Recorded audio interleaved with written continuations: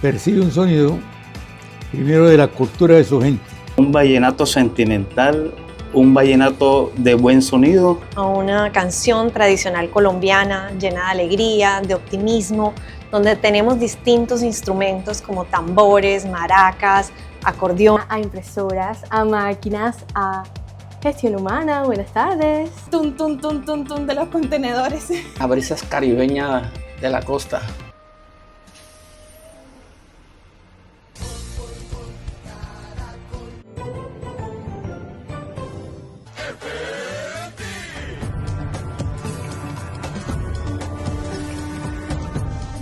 Yo soy Miguel de Narváez, compositor y productor musical, y estoy súper contento de haber compuesto esta canción tan hermosa para el grupo Puerto de Cartagena.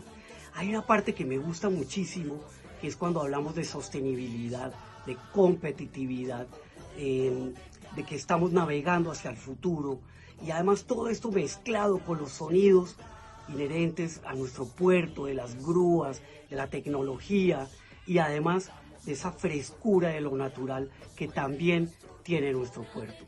Espero que todos la disfruten y la gocen muchísimo.